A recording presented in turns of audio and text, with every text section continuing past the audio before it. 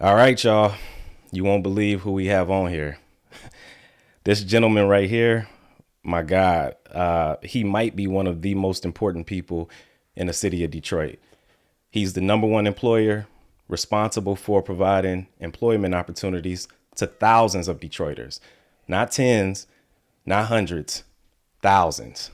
This guy has a successful staffing agency and cleaning business. He's the man behind Believe 313 and has worked with companies such as Rocket Mortgage Classic, Fox Theater, Wolverine Packing Company, what else? Comerica Park, Little Caesars Arena, Ford Field, the Glamaholic Lifestyle. That's Mia Ray. She been on here. Also, Shinola Detroit. There's many, many more companies that he's worked for, but those are just a few. He went from being homeless to making $17,000 over the course of 6 months selling 3-cent wristbands. And he also went from making $27 off of his first cleaning job to now becoming a 7-figure business. This guy right here is Mario Kelly sitting next to me, and I can't wait to get into his story, y'all. So without further ado, what's up, Mario? What's going on, man? You made me seem so important. you is important. You is. So, man, I'm just shocked at how this all happened, because typically I would have been reaching out to somebody of your caliber, hoping that you would respond back and say, yeah, I'm going to do it. But that didn't happen. You reached out to me. Yeah. You know what I'm saying? And when I saw it, I showed my wife. She said, yo, I saw that guy on social media. I know he was on Earn, because my wife looks at Earn Your Leisure religiously. That's one of the biggest podcasts out there, y'all. Not just urban, but one of the biggest podcasts. So my wife told me about you.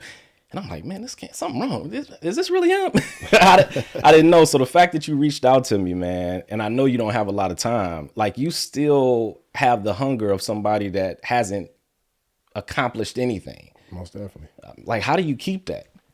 Really just knowing that there's more work to do. Mm-hmm. You know, a lot of people, like you just said, man, he's cleaning Ford Field, Comerica Park, Shane Park, all these different places. But I understand there's more to do. I understand that every team that comes to play Detroit Tigers, that play the Red Wings, that plays Detroit Lions, they have their own stadium. Mm-hmm. So that's my goal, is to clean their stadium also. You know, I just can't be settled and be happy with just, Detroit. Man, with all of these contracts that you have, and you still work on residential stuff too, like churches, luxurious condos across downtown Detroit. Like, what's the day in the life of Mario Kelly, from waking up in the morning to going to bed? First is emails. I go right to my email when I wake up, just trying to see what happened from the night before. What time? 5, 6 o'clock. Y'all hear that? Y'all getting up too late. Go ahead, 5, man. 6 o'clock. After checking the emails, mm-hmm. I'm going down river to Pack Right. That's one of the locations that I have that I actually clean myself. Wow. So I try to get there by 6, knock that out by Wait, you still work? Yeah, most definitely. So what, like, okay, let me ask you this, because you don't have to, clearly, right? Because you got thousands of people who work for you. So why do you still get your hands dirty? I'm really just leading by example. Mm-hmm. I'm leading by example. I want the people, I'm trying to influence the next generation. Mm-hmm. So I'm in competition with Lil Durk. I'm in competition with all this drill music. So I want to show them that I'm a millionaire, and I'm going to get down there and put my hands in it. I'm going to pick the same trash you're going to pick up. I actually have a job that I go to every day, or at least 4 times a week, to clean up. And then I'm just trying to set the standard for the next generation. That's important, man. I'm an engineer, so in the company I work for, there's always disgruntled employees who become resentful or bitter, and it's easy for them to blame the person at the top when they haven't necessarily met them or had the opportunity to humanize these people. So the fact that you're there with them, it kind of mitigates or minimizes how much of that will happen, because they like, yo, he get down and get dirty with me still, so most he's definitely a human being just like me. Yeah, most definitely. And that's what I get from a lot of people. Anytime I'm working, I try to work harder than them just so they can work a little harder. Wow. You ain't gonna let the boss outwork you. You know what I'm saying? You ain't, most of the time they be like, oh no, I got that. I'm like, no, I got it. You just get your section. Wow. Don't try to do what I'm doing. Just do your section, and I got this. So also, like you said, it keeps a lot of the drama down. It keeps a lot of the problems down. If there's any issues on site, any issues that I can handle right then and there, I take care of it right then and there. And then also, too, these different clients that I do work at, that's good for the management, the ownership to see. You know, so because the plant that I clean in Packrite is an e-course is called Packrite. This is a family-owned business. I call it Amazon for vehicles. So anything that you're ordering for your car is coming through this plant. They're packaging and they're sending it to you. $100 million company. The owner and his son still work there every day. Wow. So that's my example. That's what I'm following. Wow. Okay, so we about to get into your background, man. You were born and raised in Detroit. Born and raised on the east side. East side. I'm an east sider too, man. That's what's up. So where exactly on the east side did you grow up? The projects, Canfield 75. Damn. Okay. So the projects, what do you remember about that neighborhood? What do you remember about your household? Who lived in your house with you? Growing up, see, my brother, he graduated from high school at 14. So my mother made him wait a year, and then he went to college when he was 16. So it was basically me and my mother, you know, growing up in the projects. But I know it sounds like the projects, but it was really a community. You know, I can come out my front door. I got 10 friends in this court, 10 friends in the next court. You know, I grew up with 40, 50 friends, you know. Takes a village, right? Takes a village. I remember if we didn't have any sugar, I would go next door with a little cup and say, hey, my mama said, can we have some sugar? Can we have some milk? So we grew up like a real village. Wow. Okay, so let me ask you this: father was he in? You said he wasn't in the house, right? No, not my real. I didn't meet my real father until I was 35 on Facebook. Okay, we got to get into that, man. We're gonna say that for later in the conversation, so don't y'all go nowhere.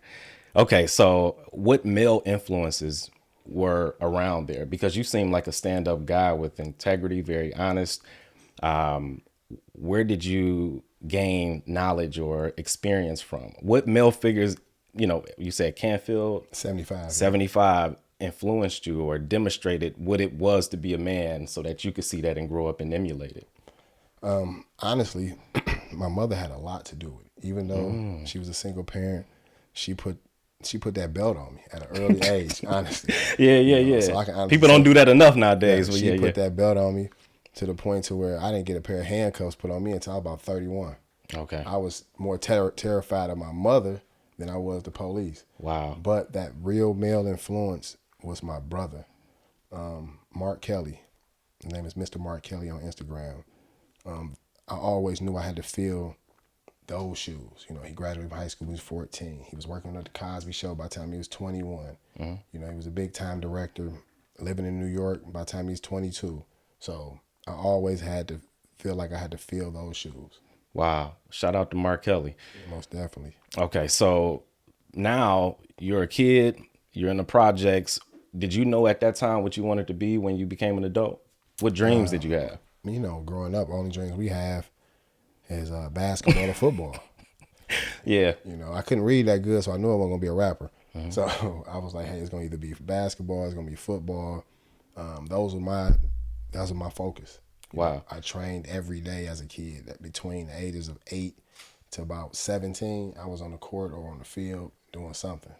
Did you always know you were a leader? Did you always exude leadership qualities? I'm talking about middle school, high school. Were you always the guy that people look to for direction? I feel like I've always been that leader, always been a popular person. I've always been the quarterback, the point guard. You play football? Yeah. Oh, wow. It was all state football here at Murray Wright. Oh, damn. Okay, So, cool. I've always been the leader, always been the captain of the team, always wore number 1. So I'm an Aries. So I've always had that leader inside of me naturally. It was just about later on in life, just finding my way to getting to where I want to be at. Okay, so what would you say you learned from your mama? Because you talked about her being a major influence in you becoming the man that you are. What are some of the qualities that she had that stuck with you? Do it right one time, you don't have to do it again. That was one of her sayings. And then it's just a natural hustler. You know what I mean? Honestly, my mother would have us, I was about 19 years old. If it's Mother's Day, she was making money roses. We selling them at the store. If it's Easter, she's making baskets. I remember my mother had ended up getting a contract with Spain Middle School for their graduation. She made all the flowers for the graduates. You know, so every year for like 5-6 years, like during the month of June, she would always have to go get bushels of flowers, baby's breath, you know, greenery to put these flowers together. You know, she'd have hundreds of bouquets on the floor. So that was really my first insight of seeing like a corporate contract. You know, so my mother was really the influence. She was the one that made me get up and go get some money. Wow. You know, at 12 years old, I had to go work at the Easter Market. Yeah. 12? 12 years old. Wow. Wow. So with your mother, you would say her being that disciplinarian that she was, and also your brother, because I'm sure there was some fear of disappointing him that kept you from going to prison. Like you said, you didn't even get a pair of handcuffs on you until you turned 31. They were a major influence in keeping you away from all of those things that you fall susceptible to living in those types of environments, right? Yeah, and then, you know, also where I grew up at a certain point, I had started getting a lot of success on the football field. That kept you out of trouble too. That kept, because then people in my neighborhood. It was like, you ain't supposed to be around here. You can't go on in the house. Yeah. You know, here go a couple hours, go, see you later, Mario. Or if you go to school every week, I buy your pair of shoes on Monday. So I was getting a lot of good influence from my neighborhood. You know, It wasn't just because we're from the projects don't mean that it was just war. These bad people, like these people have morals, integrity, virtue. So I get you. Okay, so you turned 18. Now you on your own. You got to take care of yourself. How was life like becoming an adult and being responsible for yourself? What are some of the things that you did to make money at that age? I went to college first. Oh, you went to college? Okay. I went to college. Went to Olivet and Bowling Green. So I'm just a natural hustler. Like when I got to college, I was just trying to figure out how I can make some money if it was whatever it was. You know, if it was taking a loan out or if it was just whatever whatever I can do as far as an athlete. You know, while working, while being an athlete, while being a student, you did all three of those in college. Well, you know, in college we really didn't have to have jobs where I was at. You know, they gave us a stipend. Oh, right. You know, as an athlete, they gave us like a $300 stipend. I want to say every 2 weeks. So my main focus was just trying to get another hustle on the side in college. Wow. And then I just playing football was so and locked into the football. But it was like later on after college is when the reality of being an adult hit me. What did you study in college? Business management. Oh, okay. Go figure, right? Okay, so then after college, what happened?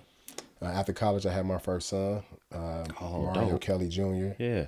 Then now it was about like just making sure I can be that father that I never had. So, you know, growing up playing youth football, I always played in the suburbs. I never played in the Detroit Pilot League. I always played in the suburb league. So every homecoming game, they would have you run out the flower to your mother or your father.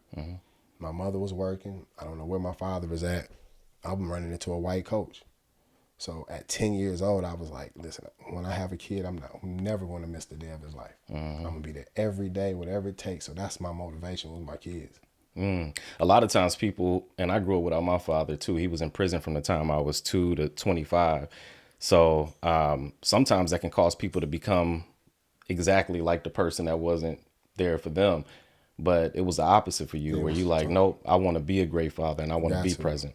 Got to. You know, I was getting teased at a young age, so I didn't want my kids to go through that. You know, can you imagine a black kid running out to this white coach at the 50-yard line, giving him a flower in the early 90s?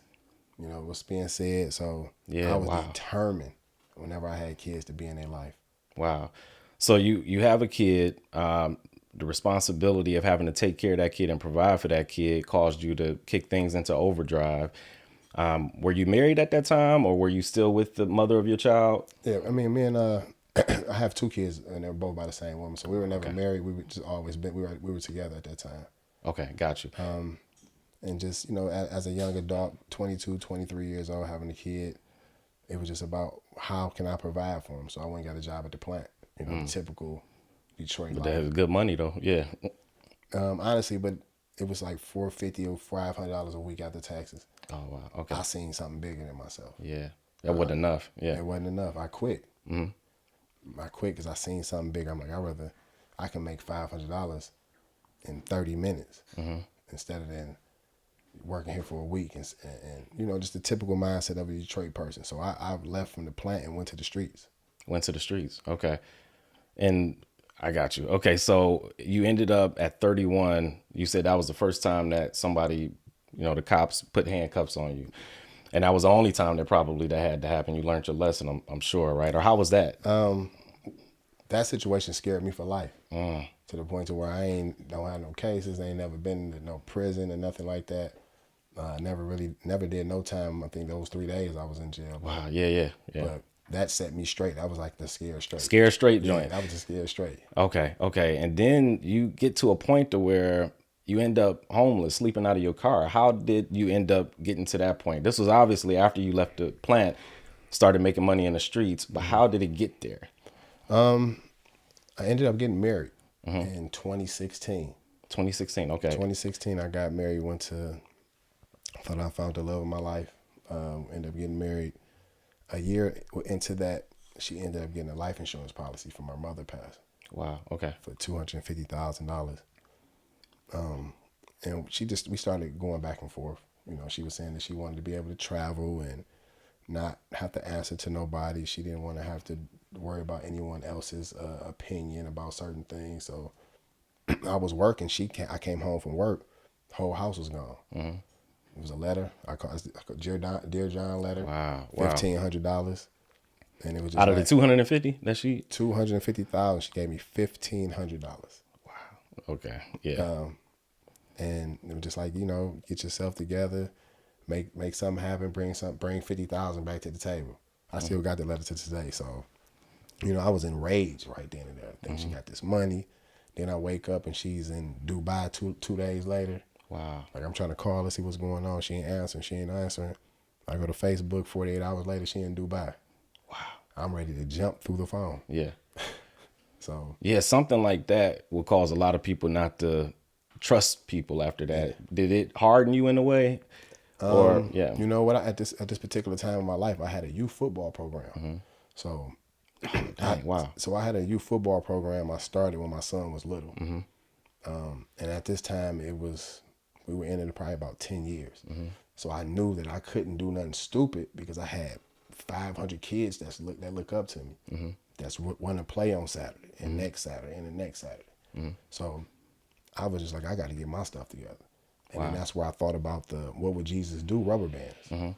So I said, what's the quickest way to get to $1 million? I said, it's just the loose change in somebody's pocket, the $1 to $2. So I said, if I can sell a million rubber bands for $1, that's my $1 million. Wow. 3 cents, right? You got them from what, a site called Made in China or something like that? Made in China online. Wow. And you ended up making $17,000 over the course of 6 months selling these. Like, how did that, because obviously, I mean, it's a brilliant idea because it wasn't something that you was trying to sell to somebody else that you didn't actually believe in and wasn't living yourself. So during the most difficult time in your life, you still believed that you can, you know, overcome everything. Yes. So where did that come from? I mean, because most people, that would have broke majority of the people out there. That would have broke most men to know that your wife just left you. She has all this money. Your mind would have been on that. I would just figured out, how can I better myself? I had a van, had the 1,500. I was selling T-shirts that said "Believe in Detroit" already. Said, would you spell it B3L1EV3, whatever? So I said, well, what's the best thing? I said, the person is only gonna wear a shirt maybe one time, but you can wear a rubber band every day. So let me just go and follow this "What would Jesus do" concept. Yeah. So once I seen that I can get the rubber bands for 3 cents. I just invested $500. Then if you buy, I think it was like if you buy 700 rubber bands, they give you an extra 300 for free. So I use those 300 as advertisement. Hey, do you believe in yourself? And you be like, yeah. I'm like, okay, here's a rubber band. If you want to make a donation. If you gave me 50 cents, I won. But sometimes you got a lot more than that, right? $5, $10, $15. So I ran with that downtown.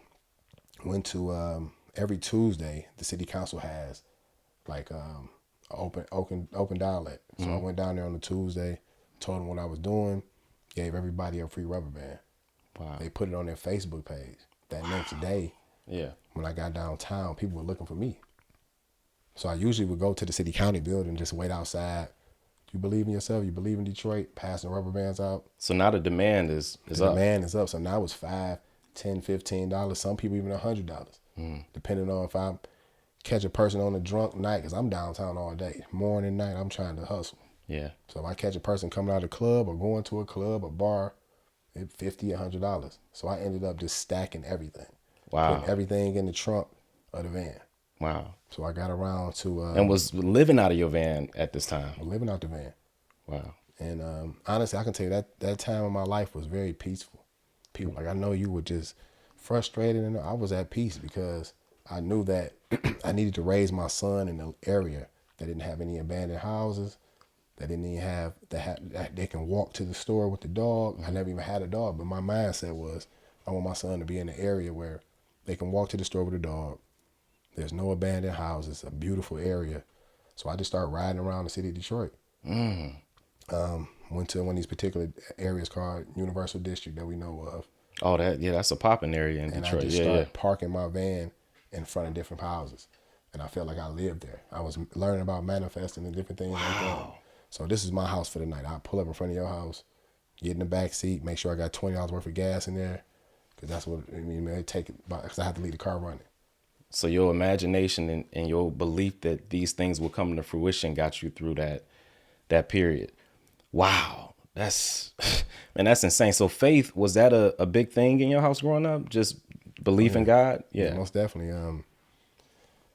Every Sunday, we had to go to church. We had to go to Sacred Heart on Mack and 75. If you didn't go to church, you can't do anything that week. And then also, church was our escape. You know, they had the different programs. They had the basketball team. You know, you can go up there and get something to eat.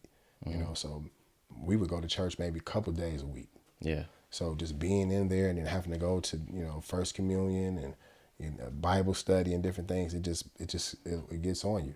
Wow. And it's interesting that you said that during that time where you was living out your van, driving around the various blocks and neighborhoods, you know, imagining that, hey, I'm going to be in this place. Most definitely.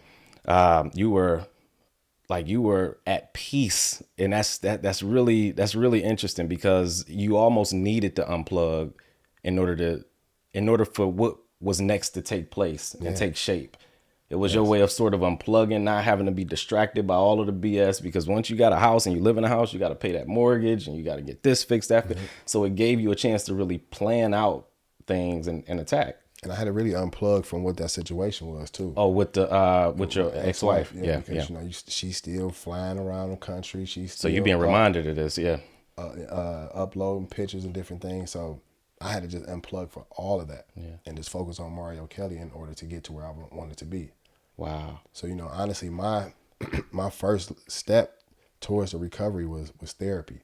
But I just thought that this rubber band I was going to be selling merch. I never even looked at cleaning, staff, and any of that. I just said, okay, well, I'm going to take the rubber bands and the shirt and just sell merchandise around the city and try to push this as the logo for the city. So that was my game plan. How did you not let that take you to a dark place? Because some people would have became resentful to that person, gave that person too much energy, you know, and let that consume their lives, or they would have ended up becoming that person and hurting other people in that way. How did you not let that incident take you to that dark place? This God, this pride, this really asking God to take over my mind, body, and soul. And that was my prayer. God, take over my mind, body, and soul and lead me down the path that you want me to go down. Yeah. You know, being able to submit to something higher than you and like, hey, I don't have the answers. I can't get through this. I'm handing this over to you. I'm handing it right over to you. And on that letter, it said, bring 50,000 out back to the table. At this time in my life, I'm trying to figure out how to get $50. Yeah. You know, let alone 50,000. So I just had to really just remove all of that, you know, get on my knees and just give myself to God and just allow him to do whatever he was going to do with me, and however it shapes, I'm just willing, I'm going to accept it. Wow. Okay. So now we got to get into, cause I know after you raised that $17,000, you ended up buying your own place too. Yeah. So as I'm doing this riding around, spending the night in front of different houses, one particular day I'm riding around and the police are outside this one particular house, and this grass as high as the house. So I get out the car, I said, what's going on? They said, man, we've been writing this guy tickets for 2 years. I don't know. What are you doing?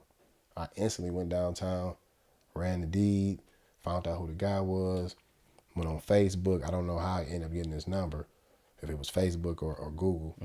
But I ended up getting his number, getting a call from him. I mean, I ended up calling him and telling him about the house, because it was still had like $2,000 worth of blight tickets, maybe like $5,000 in back taxes. You know, the house is going to need about $15,000 worth of work. So I called him and he was willing to sell it, you know, just to get away from the house, because he knew it was already in foreclosure. Wow. So he just wanted to break away from the house. So I called him, told him all of that, gave him the money, the $6,000. And then I just went on a journey of making that my foundation. So it went from rubber bands to real estate. So my mind went from, I wasn't even really worried about the rubber bands anymore. I was more so worried about getting the house together to have a place to sleep. Because like you said, you don't want to worry about no mortgage. You don't want to worry about no rent. I just need a place that I can come in, meditate, and allow God to direct me in the way He want me to go. Wow. Wow. So the house, I mean, I'm sure it needed a little work when you bought A lot of work. So you wasn't inviting too many guests over when you first moved there. A lot of work. Honestly, I just wanted to get the house so I could have a place to sleep and take a shower. So when I first got in the house, I cut the bushes down and got the bathroom together so I can use the bathroom and take a shower. Then I got a room together, just cleared the room out so I can put a heater in there, and I just taped off every room with plastic. Every door, every window had a heater.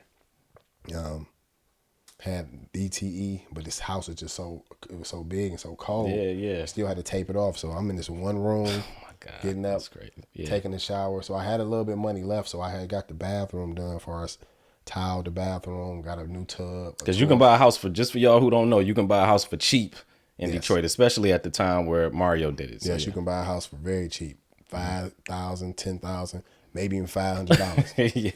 Yeah. My goal was just really being able to take a shower, take a bath, and get downtown. Wow. So that was my routine for to take a shower, take a bath, get downtown, set the rubber bands. And that was just a routine right then. And then in that process, the Detroit Youth Choir, Mr. White ended up calling me saying that, hey, man, we want to use your logo for America's Got Talent. What? Wow. So that was the next step. That's the same way. I was like, wow. Just came out, just fell right into your lap. DMs hey, we want some shirts.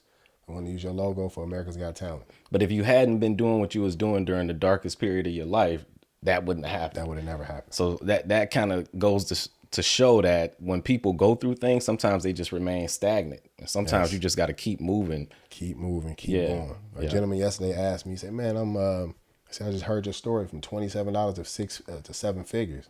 He said, I'm at 6 figures. What information can you give me to get to 7 figures? I said, you got to get to 6 before you get to 7. Keep going. It's steps. very you simple. Can't circumvent the process. You can't go from 4 to 7.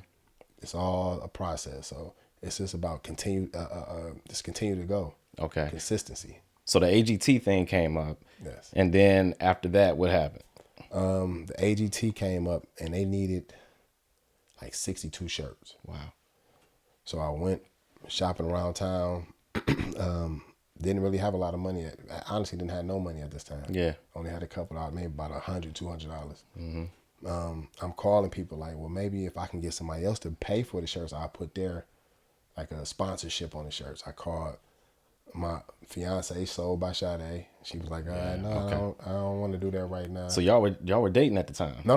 That was just my real estate agent. Oh, just your real estate? Oh, okay. We got to get into that. Okay, go ahead. That was just my real estate agent, my realtor.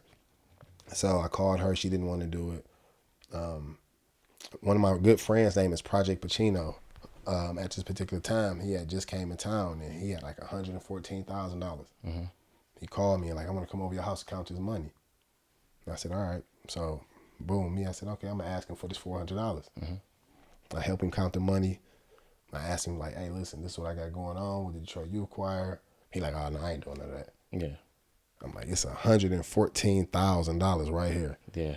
And he like, no, I got something else to do. I got to do this. And then I'm like, all right. So I'm kind of messed up that day. So I said, I'm going to go to my son's football practice. At this time, he's playing for U Prep. I went to the practice. I'm sitting in the car just thinking like, man, I just counted $114,000. Dang. And couldn't get $400. Yeah. I'm like, I gotta change my circle around. I gotta really figure something out. So I get out the car, walk across the field, go sit in the bleachers. I look down, it's a wallet. Get the Listen, this is a true story. I picked the wallet up. I'm walking around trying to find somebody. Like, who is this? Your wallet? This your wallet? Yeah. I'm like, no. Open the wallet up. It's $700 in it. I ran straight to the place with the shirts because I asked him, was this your wallet? So I go get the shirts. God, this is crazy. Go ahead. I called Mr. White. I said, Mr. White, I'm gonna send you the shirts. He said, no, it's too late. Just wait till we come back from America's Got Talent. We'll be back next week. Meet us at the airport. You can give us the shirts. So that's what I did.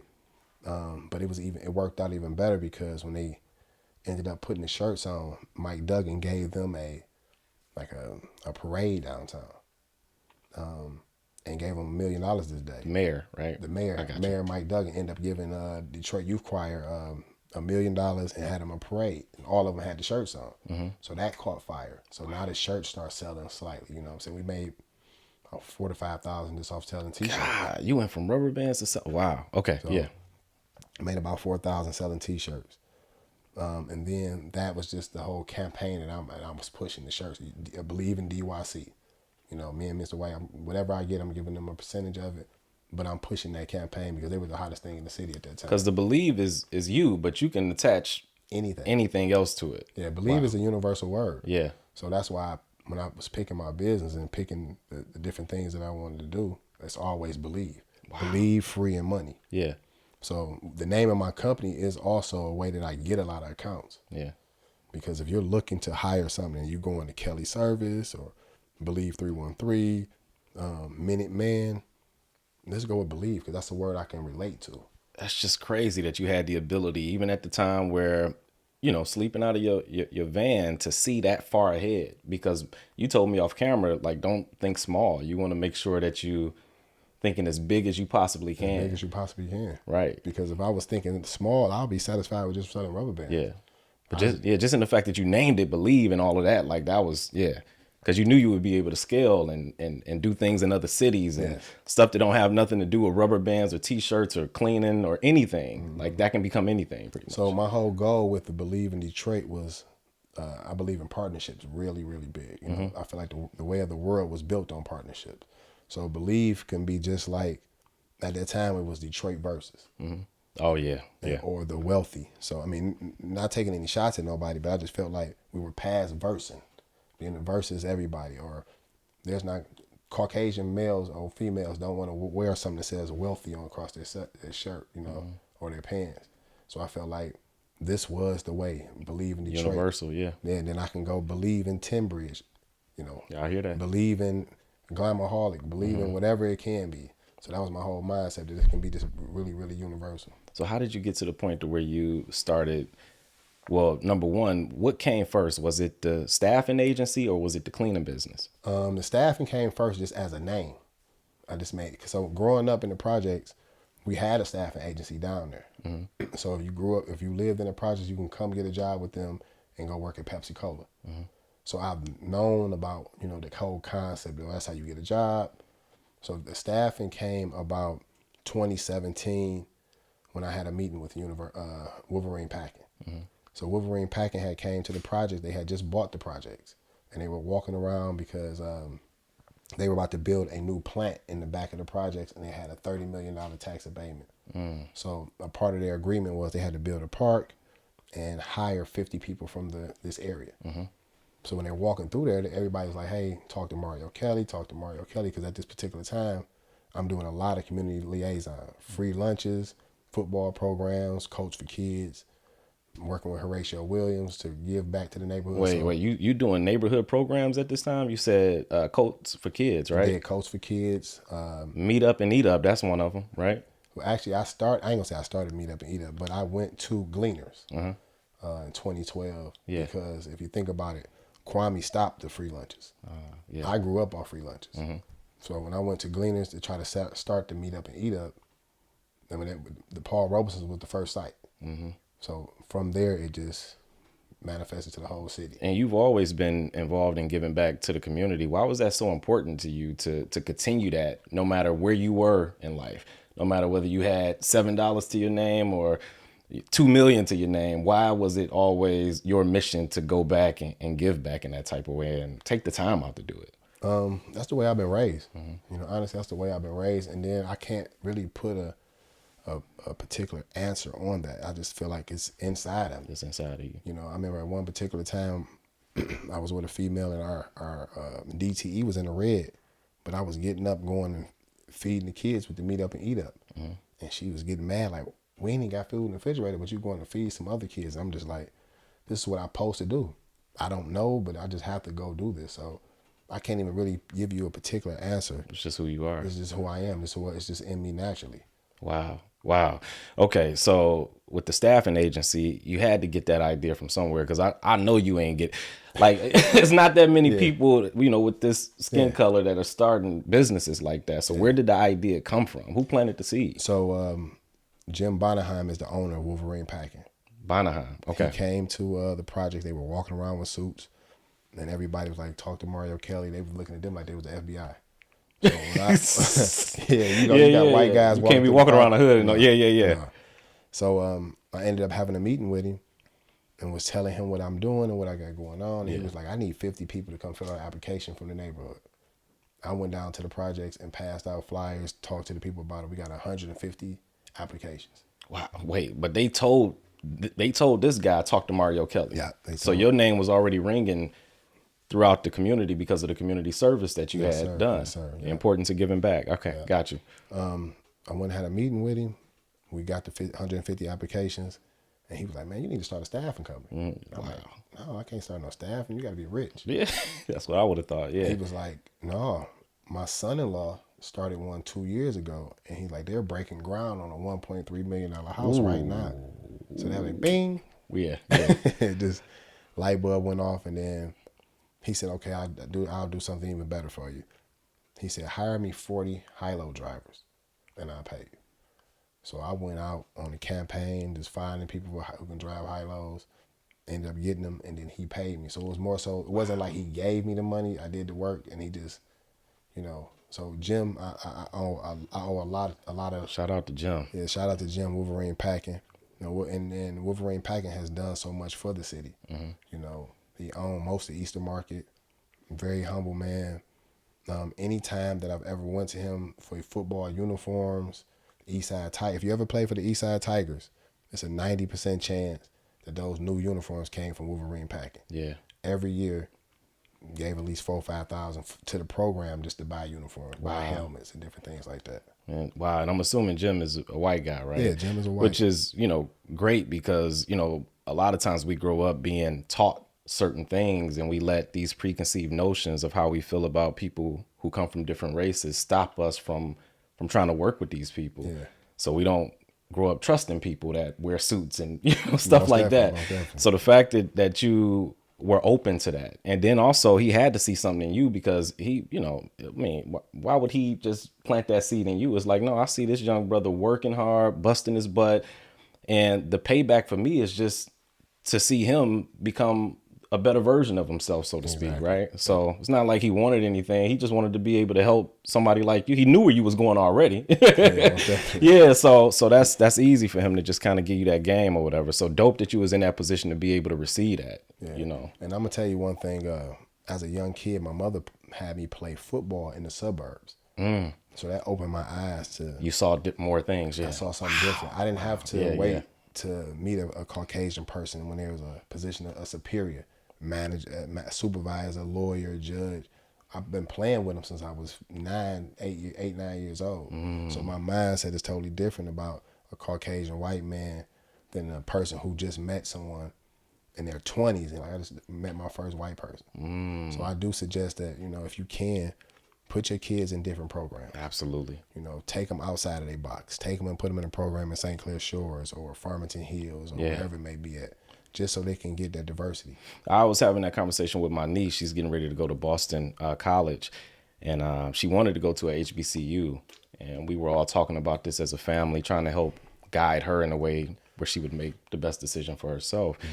And we were just going over the pros and cons. Me and my wife went to University of Michigan, but I'm quick to tell anybody that place was reflective of how the real world was. So by the time I got in corporate, I wasn't shell shocked. So that's a huge benefit to that. And I think what you're saying, man, you hit the nail on the head for sure. So that was a huge impact on my life. Even me later on in life, when I had my football program, I went back to that same football league, Eastern Suburban team, where we play the Warren and East Detroit teams, Shelby teams. I took the kids from the projects and let them play out there, just so they can get that experience that I had. Wow. So now with the cleaning business, you go from staffing agency and then it becomes a cleaning business, or in addition to the staffing agency, a cleaning business. How did you transition to that? It was just a universe again, like it was God. Like anytime there's an opportunity, I'm always going to try to take advantage of it. Wow. Yeah. Dan Gilbert says one of his isms is the inches we need are all around us. So I always look at everything as an opportunity. But I had started the staff and name in 2017. I had nothing more than just business cards, and just did that one account with Wolverine Packing. Later on, I did something with the PGA tournament, but everything had like kind of died down for about a year and a half. Then the pandemic came. Well, actually, with the Detroit Youth, go back when I got with the Detroit Youth Choir, we were selling the shirts. Shinola had reached out and said, "Hey, we want to bring the Detroit Youth Choir in. Wow. Yeah. We just want to do a tour." So I let Mr. White know. Ended up going on a tour with him. So as we were walking around Shinola headquarters, we go into an actual room to sit down and have a conversation, and it's dirty. So they're trying to clean it up. Like, "Oh, I apologize. It's kind of dirty. Our cleaning company is." So I instantly said, "Hey, I have a cleaning staff." Wow. Didn't have a cleaning company at all. Didn't know anything about But it. I've been cleaning my life with my mama. She would come in the house at 2:00 in the morning, slamming doors, throwing stuff. "Get up right now, go clean this broom up." So I've been Shout out to mom again, I've man. been a professional cleaner since I was 11. Yeah. So I told them, "Hey, I got a cleaning company." And they were like, "Oh," I said, "Yeah, my mother started a cleaning company 16 years ago, and I'm taking it over." So I already had instantly, I just had a pitch. You stay ready, you ain't got to get ready, Exactly. right? So they tell me, "Hey, you know what? We'll come in next week and give us a proposal, do a walk around." Now, I don't even know how to do any type of budgeting, any pricing or anything. Did you go somewhere to learn this or? No, not at that time. I was just like so happy that, well, actually I was doing research, and the research I was seeing, I'm like, this can't be the numbers. Just the internet, right? Yeah. Okay. I'm just going on the internet, and I'm like, this can't be no $15,000-$20,000 to pay for cleaning for this. I'm like, no. Couldn't believe it. Yeah. I couldn't believe that. This has to be wrong. So I just started doing math, like how much would I want to get paid? So I ended up coming with a budget of $6,200 for a month. Oh, wow. That was able to pay the staff and for me to make $1,200 a month. Yeah, So, which was different than the 30,000 numbers you were seeing online. Yeah, totally different. Yeah. And I'm like, well, I think this is a little bit more. Yeah. Right. So Yeah. I ended up going, talking to Horatio Williams, and he was saying, "Well, you need to pull a FOIA." And I'm like, "What's that?" He's like, "A freedom of information, where you can send them a letter and they can give you the contract of the last cleaning company." Wow. So Dang, that's something out there for all y'all entrepreneurs Yeah. to know. Yeah. Unless they have, for what I do now in my contract, I write in the contract that you can't release the contract on the FOIA. Unless you put that in your contract, any contract, you can write them a letter and get the last company's budget. So when I got that, actually they didn't give it to me until I got there. So I was on my $6,200 budget a month. When I got there, they handed me the FOIA, and it said $18,000. So I was just like, well, I came to tell you guys that I needed a couple more weeks to put the budget together. I'm not ready right now. So I went back, took a couple thousand off, and presented it to them, and they went with it. Wow. So this was like November. Yeah. November 2019. So January 2020, that's when the pandemic is starting to rev up. So now I'm watching CNN, and they're walking through Wuhan, China, blowing something in the air. Yeah. I'm like, well, what is that? So I started doing some research, and I said, well, I need to buy that. Wow. So the next thing I did was went to the CDC and just start studying anything about germs. Wow. How to kill corona, how to dilute chemicals, what to dilute it with, how to kill any bacteria, virus, germ. I was trying to study it. But at the same time, as I'm learning, I'm emailing Shinola. Yeah. Hey, if your company that you got cleaning should be doing this, they should be having this. Excuse me, they should be doing this. I'm just emailing them everything I'm learning, really being slick. Yeah. Just so they can, because if their company that you have is not doing that, well, they're not the right one to have. Yeah. I'm the one to have. Damn. So the pandemic kind of stopped everything, like March. So they said, well, we're going to give a couple months to see how this goes. At that time, I start just marketing on Instagram, Facebook. You should be doing this. You should be doing this. You should be doing this. A church ended up contacting me saying they wanted to get their building clean because at this time, churches live off tithes. So the only way to make some money is to have the doors open. So they had me come in there and blow it down. I only needed $27 worth of products. That's 27 to 7 figures. Okay, gotcha. So the $27 that I used for that first church job made me $1,500. Wow. It was a 2-day job. Halfway through that job, they recommended me for another church. Halfway through that job, they recommended me for another church. So, and within a week, off $27, I done made $5,000. Wow. So now I'm like, I'm cleaning. Okay, so the 27 is what you had in your. That's what you spent to make that $1,500. Yes. Wow. That's what I spent. And you know what? You just mentioned something earlier. You said you was being slick, but it's like, nah, because, you know, and I hear that people who are wealthy, they make more money, a lot more money during times where people are in fear. You know, so you can take a situation like the pandemic or recession or whatever the case may be. And if you're not one of those people who fall susceptible to that fear, who can still manage in that fear and think clearly, then it can lead to big gains for you. Yes. You know, because you were like the expert, and these people who work for Shinola or that was the company, Shinola, right? They like, he probably, I don't want to catch this shit. You know, like, for real. You know what he's talking about. So I'm gonna go with what he's saying, and that created job security and you know, just the comfort of having you around. Like, that's dope, man. If you remember, when George Bush was in office, we used to always have a color scale: orange, red, green, blue. Yeah. So orange meant like Bin Laden's here. Yeah. You know, red is he on the plane. Blue is like it's a little. So I know that when we were in orange, everybody was nervous. They were scared. They were buying extra water. They were doing this. So I feel like my job was just to learn as much as I can to be that person they can come to. You know, I've had plenty of jobs where crazy. I've charged $1,100, $1,200, and the guy was like, "Man, I called a company before you. They told me $200, but the information you told me made me comfortable with having you come in my house. You know, my mother's coming back from the hospital. Yeah. You know, or my sister died of corona and my mother's moving into this house. Can you clean it?" So those are all the, I wouldn't even say the pressure. That was just all of the responsibility that I had on me. Oh, wow. So while working with Shinola, you started working for churches and, you know, word of mouth got around and it led to this church, to that church, to that church. While we own Shinola, I'm going to let y'all know that this gentleman over here, he brought me a gift.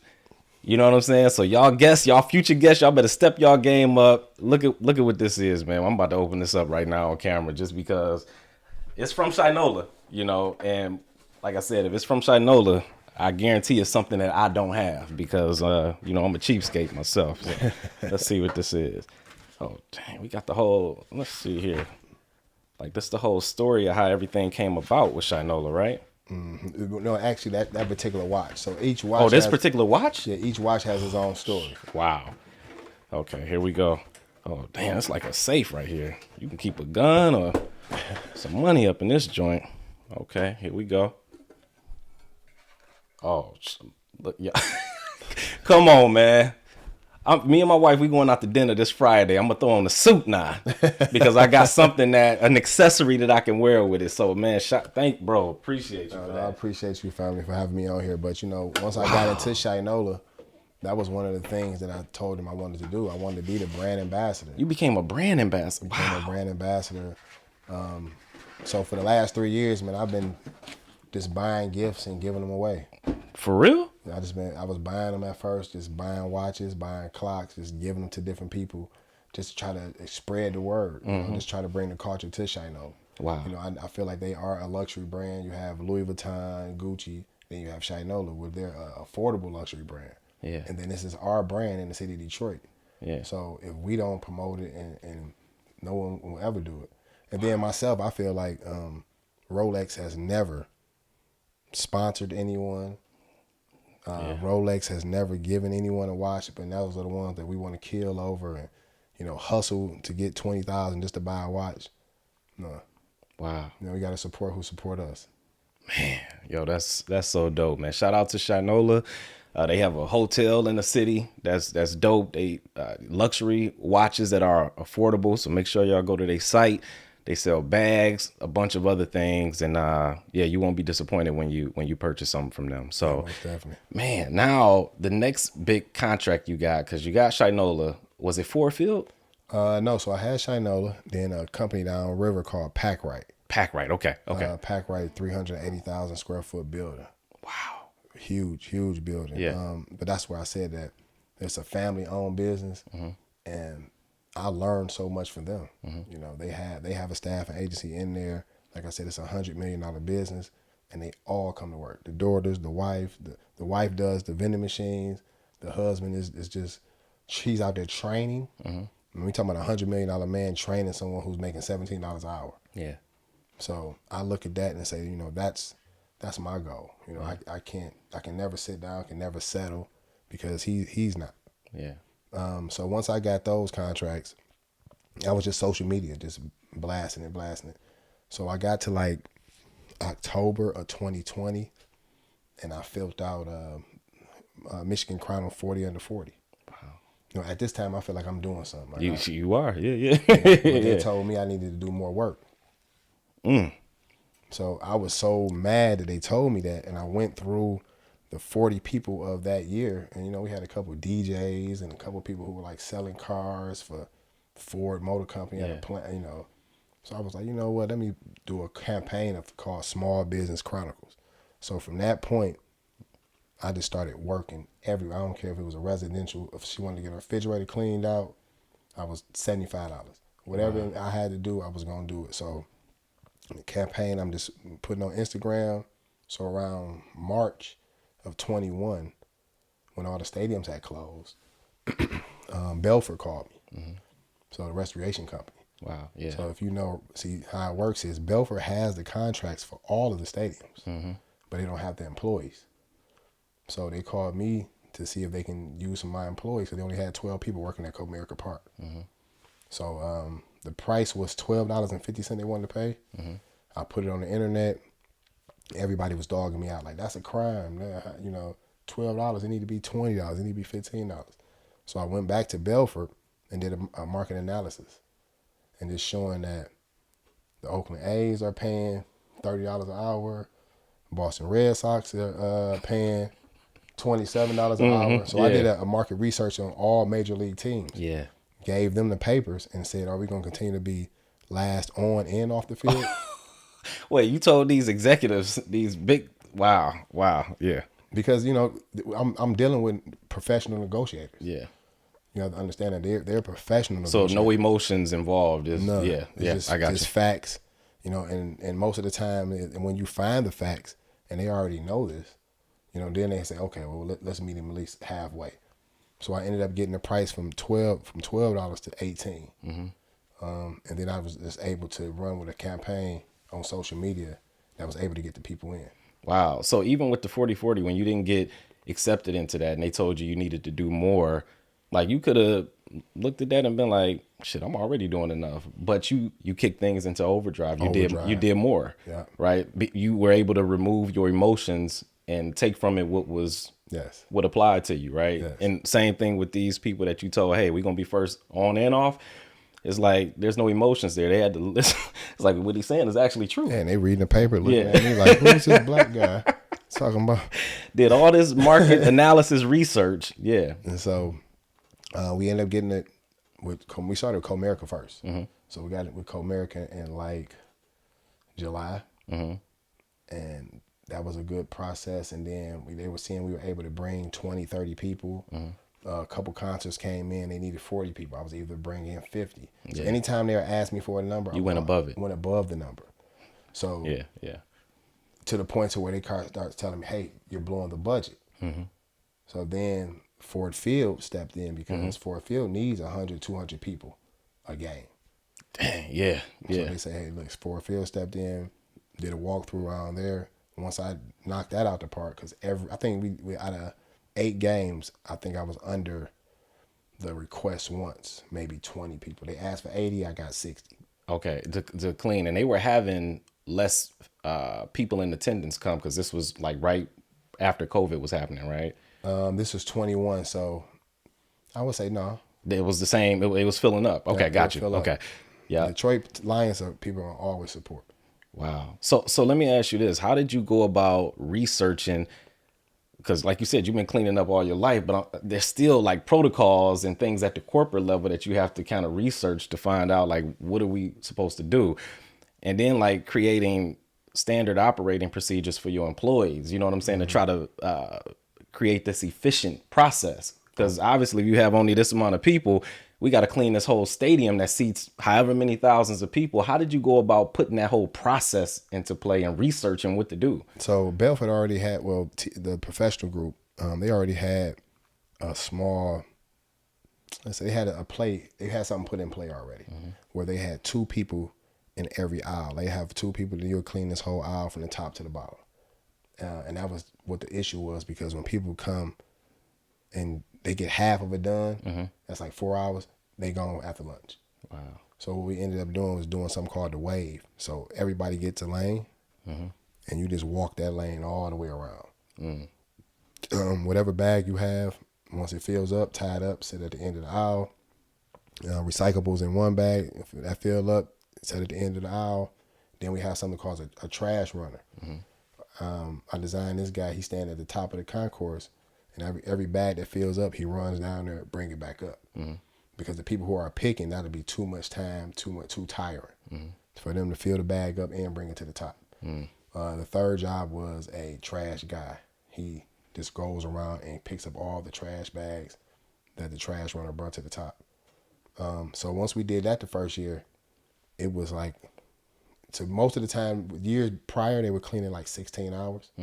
So this cut that down like maybe 5 to 6 hours. Wow. So they loving you. They like, he doing this and yeah, quick. Yeah, So yeah. they were like, we loving, the professional group was loving the situation that I was doing. And then they didn't have any workers. So what I ended up doing was having a meeting with them and saying, well, I've reached my cap that I can spend. I'm only spend maybe $100,000 a month in payroll, but I got 300 people that's not even working. So how about I do a job fair and hire these people for your company, and then you just give me a stipend on top of that. So we did that for a year. I ended up probably getting 300, 400 people hired directly with the company. With the company, wow. With the company. So that's the staffing agency part that, I got you. So it's really all staffing. It's just that they have the cleaning contract. They ask me for the people. And then in the process of that, they pick the managers who they want to run each stadium. Then I just go down there and people just follow the format. But that's a lot. I mean, the fact that you're known in the city for that and people trust you, I'm sure it just adds to you being able to succeed every time, right? Like you said, you only have one instance where you fell short of that quota. But I can imagine the challenge being that it's not like a typical job where you hire somebody and they work all year round. It's seasonal work. Yeah. So it's not like you will be able to call those same people next season because they might be working something else, which means you have to go get a new person. Yeah. Right. Is that a challenge in doing that, or? Really, that's the part I like. That's the part I like. I like the challenge. It is seasonal work, but it depends on what season we're in. So football season comes to an end. You got basketball about to start. So basketball. Right. So I clean all the stadiums. So you cleaning one stadium led to them telling somebody else, and just a domino effect. Wow. Detroit Lions. Then when the Pistons and the Red Wings came around, we went there. Fox Theater. I've even went to Aretha Franklin this year. Wow. And so what I did was I used my resume here and then just took it on the road, because my mind, when I was seeing all these teams come in, I would go on Indeed, like I was going Indeed in Baltimore, and the Ravens are looking for stadium cleaners. So I realized that the world is on a labor shortage, and I supply labor. So I can go to any city and just put Believe 713, Believe 405, go to NRG and say, hey, we're already cleaning Ford Field, Comerica Park. That's how I ended up getting in Texas. Wow. And you got like year round employees, like maybe assistants, or you said you had one young lady who was managing the timesheets and all of that type of stuff. When did it get to a point to where you realized I can't do all this stuff on my own? Yeah. Honestly, when I got Shinola, I was trying to do it myself, trying to do the payroll myself. I was actually doing the spreadsheet. I was writing it out, writing the names. Monday, writing the line. Tuesday, I was making my own spreadsheet. My good friend Greg, which is named Eugene, he ended up introducing me to Chrissy. Shout out to Chrissy. She works for Mia. Yeah, HR connoisseur. Yeah, HR guru. Yeah. She came in and got me all together, because I was literally at this point doing cash, writing checks, So she set me up with paychecks. You know, she ended up getting me with a payroll system, a spreadsheet, ended up setting me up with a VA. You know, so for about a good year, me and Chrissy it was just me and her. You know, just she's running the payroll and I'm doing everything, all the recruiting and everything. Hey, shout out to Chrissy again. I know that probably led to the opportunity with Glamaholic Lifestyle because you clean up that compound. That's run by Mia Ray. Yes, Honestly, Mia Ray was the vetting process because I saw a post that you know, where you was working at her stuff, and I'm like, Mia don't have nobody around that she can't trust. So I said, I know he good. Like being that close to somebody. Was she ever at the facility when you were cleaning? Every day. What did you learn just observing? Like, so let me tell you that wasn't really like what they paid me. I paid my employees. I was more so going to business school, being around Mia, just learning, just learning. I mean, it's not even her talking to me, just me watching her be there every day, regardless if she got a hat on to the back, she got long hair this day. Everything that we see her doing now, I was seeing her behind that computer. I would be vacuuming, and she's so locked into the computer, she ain't even paid attention that I'm vacuuming past the door. She just zoned out. Tunnel vision. Zoned out, you know. And then, like I always tell people, she has a smile that's welcoming. You know, and by me being a dark-skinned male and in this industry right now, I call it the Mia Ray smile. So always smiling. Anytime someone look at me, hey, how you doing? I'm smiling instantly just to give them that welcoming, you know, like you can talk to me, you can approach me. No matter how you feeling that day, no matter how I'm feeling, because I've seen her talking to somebody straight face, and 1 second turn her head this way and the smile comes out. So I say, oh, that's a part of the business. You got to keep the smile on. You got to keep, but the hustle that, you know, me, regardless of me cleaning Ford Field, Comerica Park, you know, she's selling bags. Fox Theater, DTE Energy. I'm just saying. But she's selling these bags $1 million an hour. Wow. You know, and then she's still there. Yeah. She's still there through all the process. So that's why I'm like, I got to be there. It's always something to do. That's crazy that you learned that through osmosis. It's not this thing where you have to like be talking. You know, this person ain't got a whole lot of time, so it's like you just keep doing what you're doing, and I'm just downloading everything, right? Yeah. I'm downloading everything, watching everything, how she's in all these processes, making sure everything is right, and just being there to support her employees. Yeah, you know, she can most definitely just have somebody else running it. She be wherever she want to be in the world, but she's right here, you know, in the thick of things with you. Wow. Okay, so now we got to get to, and I want to pronounce her name right. Is it Sade or Sade? Sade. Like the singer. Ooh, that's a cold name. Yeah. It's a little subliminal shirt. Yeah, Mrs. Fire Your Landlord, right? Yes, sir. Okay. So, at what point, because she was your realtor at first, at what point did you step to her? Was it after you started making all this money and having all this success, or was it before? The first day I seen her, I knew she was gonna be my woman. I knew she was gonna be my wife. Yeah. I had a realtor. She was a Caucasian lady, and I was trying to sell my house. And it was like 6 months in. We hadn't even got a view. I mean, no one came and even looked at the house. So I Googled top real estate agent in Detroit, female. She popped up. You was like, what? I gotta meet her. I called her. I remember everything. Like I remember her parking 2 houses down. She had on some Adidas flip flops. Damn. With some nude heels in her hand. Yeah.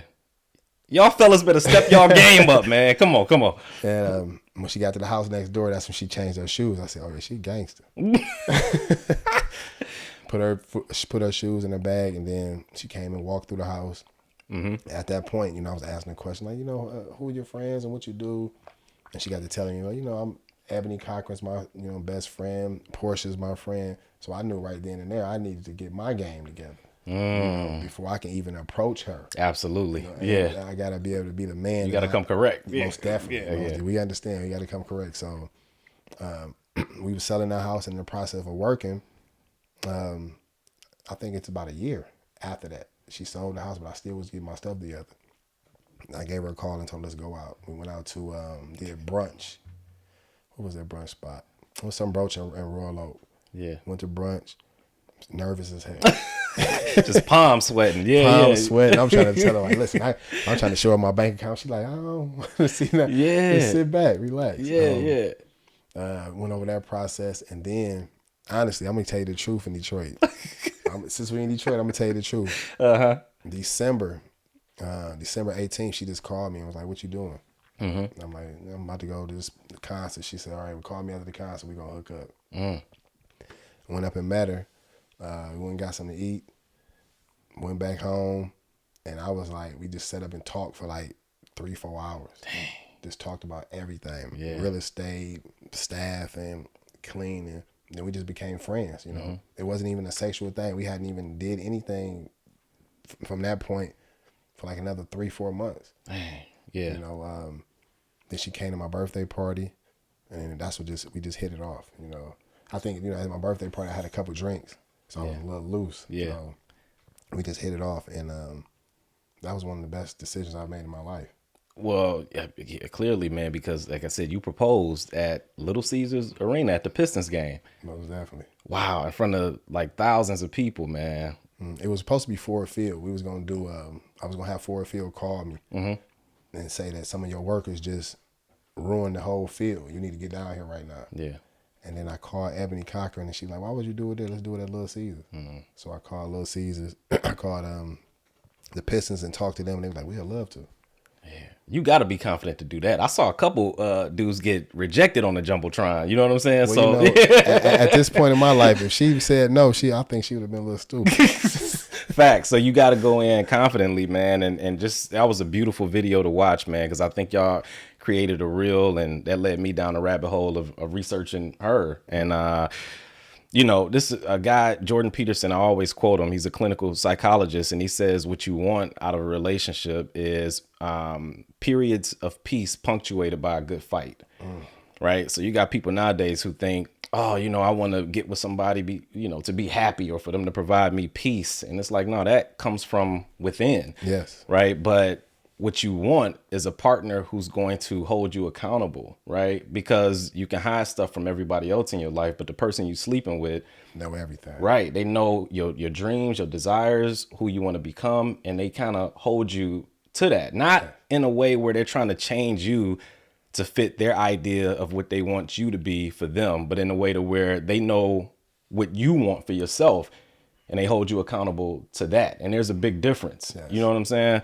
So what have you learned? What have you gained in this time of being with, I'm going to say the name right, Sade. What have you learned in that process? The first thing is the foundation of man is discipline. You know, and before we can be a provider, before we can be anything that we say that we are, we have to be disciplined within ourselves. And then just motivation. You know, this is a lady who I may roll over. I may not even see her in the bed. She may be in the office, in the home office, 3 o'clock in the morning. She's always trying to push to. She ain't sitting around wondering about what you doing or where you at. She got her own thing. She got her own thing going on. And then I've never had nobody that, at this point, that continue to push me. You know, 2 weeks ago or 3 weeks ago, actually the end of April, she woke up and she was like, "You getting a little too comfortable." What? You know, I understand that we got Ford Field and all this, and we clean it here, we clean it there, but we need some new money. So, y'all hear? Hold on, ladies, y'all hear this? You're gonna have to be adding value in a way that actually helps your man get to the next level. Don't just be in it for yourself. But go ahead. I'm sorry. So she said, you know, we need to figure out how to get some new money. Yeah. You know, we need to figure something else out. She said, why don't you drive down Groesbeck and just go to every business that's up and down Groesbeck passing out flyers. Wow. But she's talking to me. I'm feeling like I don't even have a job. Wow. She like, come on, Sade. All right, go ahead. Come on. But I said, yeah, okay, you're right. I ended up getting up, came back with Aretha Franklin and another Ford Motor Company plan. Yeah. So sometimes we need that push. That push. And that's the good fight, not a fight that's detrimental to the relationship where you cussing each other out and you call the police, but where you having these disagreements that are necessary to foster growth. Yes. And then, you know, I push her because she just want to sit behind the TV. She just want to sit behind the camera, I'm sorry. And work. Yeah. But I'm trying to tell her that she has so much information. Like, she's been studying her field for years. Yeah. I saw y'all on a podcast together recently. Yeah. So in my case, you know, this cleaning and staffing like kind of fell in my lap. Then I started doing research. Yeah. But in her case, she's been studying real estate since high school, college. So she has so much information that I want her to get on this side of the camera because the virtual money is so much more than I feel like what she's doing.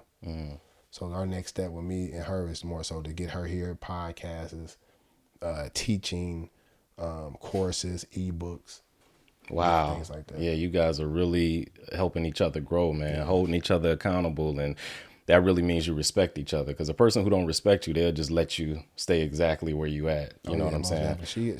She's 100% behind me. You know, even last year, I had a little slip up where my human resource lady at that particular time was, I don't know what her issue was, but she hadn't sent any invoices for like 4 months. So from February to like June, we hadn't sent any invoices. So now we're getting checks, $3,000 a month, $4,000 a month, where I'm still paying payroll. I'm still paying $60,000, $70,000 a month, but I'm only getting $2,000 back. Wow. Yeah. So she stepped up and was able to hold payroll down for like 2 months. This stuff I would never, I know everybody, Mario, but she was able to step up. Wow. And gave me $70,000. Sade, come on. What you got to offer? What y'all got to offer these men out here? All right, go ahead. Keep going, man. Keep going. But this for somebody to believe in you like that. Yeah, to believe in you. And then once I got everything back, back to rolling, made sure she had her money, but that's for life. Yeah. I would never put nothing in, make her look stupid, make her feel bad or anything. Yeah. Because I know once you get somebody who's really behind you, y'all can just go to the top together. It's beautiful that y'all are all in, because when you got two people who are highly accomplished and then they decide to get married, sometimes it's this, well, your stuff is your stuff and my stuff is my stuff. But, you're not really going all in when you do that. You have to be willing to take on the risk that comes with being with that person. Obviously your ex-wife didn't do that. And Sade, she stepped up like, no, this is my loss too. So here you go. And I think that's dope. Yeah, she's and I'm going to gain from it when you gain from it. So, because what's yours is mine, what's mine is yours. I love that, man. Yeah, she's a piece, man. She's actually heaven sent, you know, and I've also learned to, just the responsibility of a man. Okay. Just how to be a man, a more of a better man, rather. It's the small things. You can't learn that unless you actually are opposite of a woman. Yes. And most men think that you can become that on your own, but it's like, no, you just Peter Pan out here with the Lost Boys otherwise. But when you got a good woman beside you, that's where you really are. That's when you really come into the understanding of who you are as a man. That's what tests you the most. I mean, the small things, make sure the house clean, the bed before you get out. We ain't worried about Shinola. We gotta make sure the house is first. clean. Take care of home first. Yeah. Before we get to doing all these other things, and just really expanding. Part of that going out to Texas was also her. Saying like, baby, just jump off the mountain. Yeah. Because I was kind of debating about doing Houston, and she's like, no, just jump off the mountain. Expanding the brand out in Texas, right? So she's like, we didn't got this far, why not? So don't just hold back and be like, oh, I think next year, no, just go on and jump off the mountain. Just do it. Yeah. Wow. So I got just a couple of more questions, man. I wish I could talk to you all day because there's too many gems in this conversation. Where do you see yourself 5 years from now? Where do I see myself 5 years from now? Well, where do I want to be? Where do you want to be? Yeah. I want to have sold my company for at least $10 million. Still be the CEO and receiving at least $250,000 to $300,000 a year to run it. Wow. I want Believe 313 staff and to be in at least 6 other states, maybe 10 other cities. So we're talking about not just cleaning stadiums. Yeah. Supplying jobs for downtown businesses, IT, security, whatever it may be. I want to be in different cities and states. Wow.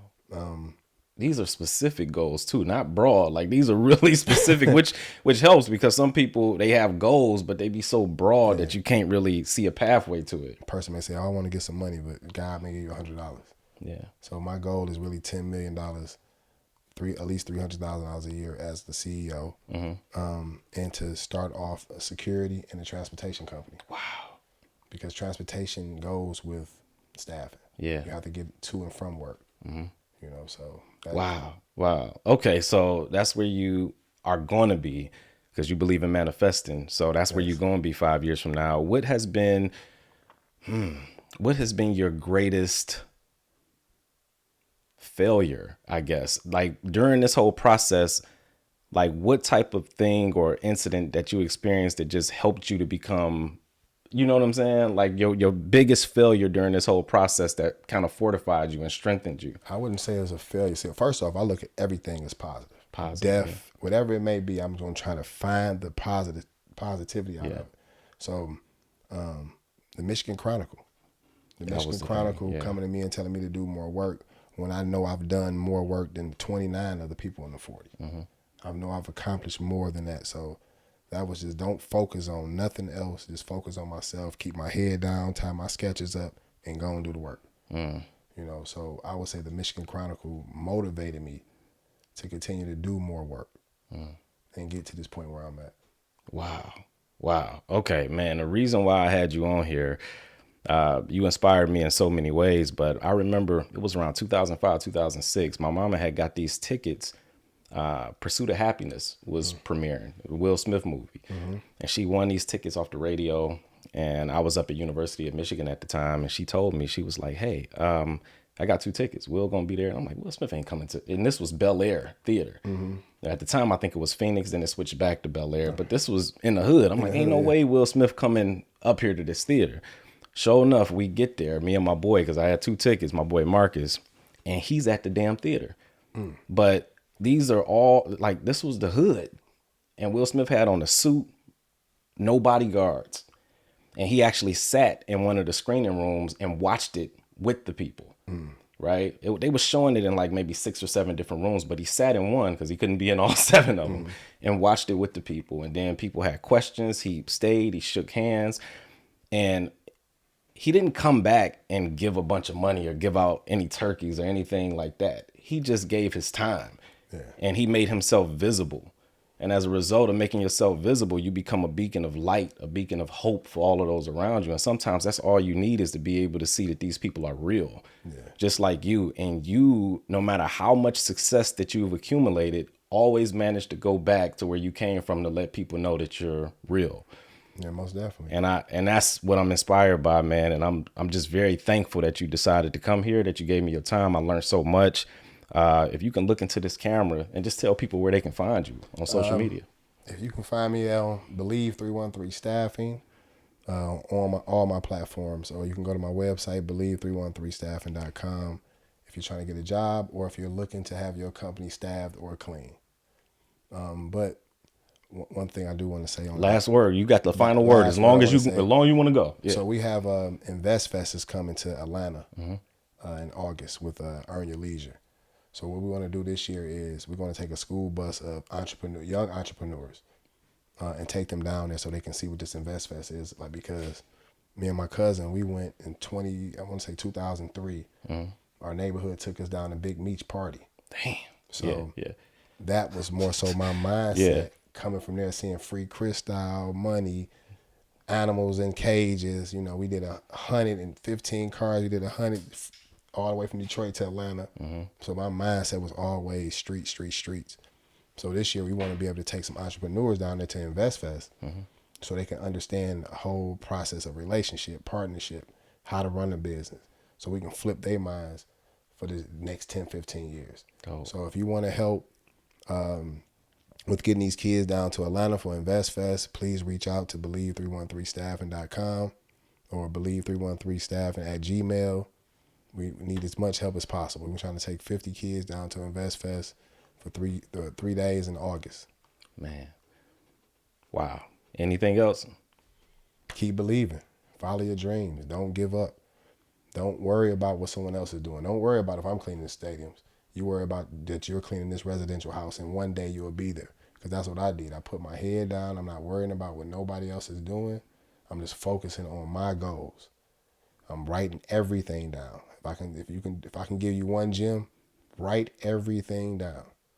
I keep my notebook from 2019 in my bag. I don't even write it, but I just go back to read it.